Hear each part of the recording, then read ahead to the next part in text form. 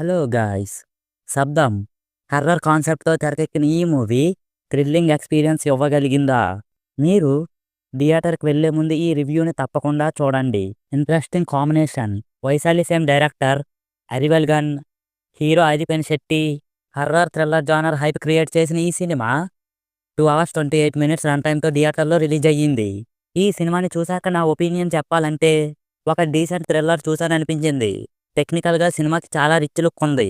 Visuals బాగున్నాయి. Background score మాత్రం హైలైట్‌గా చెప్పవచ్చు. మూవీ స్టోరీ విషయానికి వస్తే ముంబైలో ఒక కాలేజీలో ఇద్దరు స్టూడెంట్స్ సూసైడ్ చేసుకుంటారు. కానీ ఇది నిజంగా సూసైడేనా? లేకపోతే దెయ్యం పనా? ఈ మిస్టరీ ఛేదించేందుకు ఒక గోస్ట్ ఇన్వెస్టిగేటర్ రంగంలోకి దిగుతాడు. అసలేమైంది అన్నది మూవీ చూసే తెలుసుకోవాలి. ఆదిపినిశెట్టి శెట్టి మరియు లక్ష్మీ మీనన్ పర్ఫార్మెన్సెస్ బాగున్నాయి. ఇంటర్వెల్ బ్లాక్ బాగా పడింది. విజువల్స్ రిచ్‌గా ఉన్నాయి. తమనిచ్చిన బ్యాక్‌గ్రౌండ్ స్కోర్ మాత్రం మూవీకి హైలైట్‌గా చెప్పవచ్చు. డాల్బీ అట్మాస్ఫియర్‌లో అయితే సౌండ్ ఎఫెక్ట్స్ మరీ రిచ్‌గా ఫీల్ అవుతారు. ఇవి మూవీకి ప్లస్‌గా చెప్పవచ్చు. హర్రర్ ఎలిమెంట్స్ చాలా లిమిటెడ్. ఇంకా చాలా బాగా ఉండాల్సింది. స్క్రీన్ ప్లే కొంచెం కన్‌ఫ్యూజింగ్‌గా ఉంటుంది. విఎఫ్ఎక్స్ కొన్ని చోట్ల లేదనే చెప్పాలి. స్టోరీ మరింత ఇంట్రెస్టింగ్‌గా ఉండుంటే ఇంకా బెటర్‌గా అనిపించేది.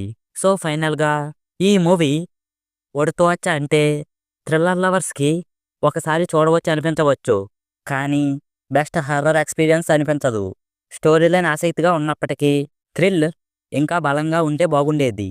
సో ఇది గాయ్స్ 'శబ్దం' మూవీ రివ్యూ.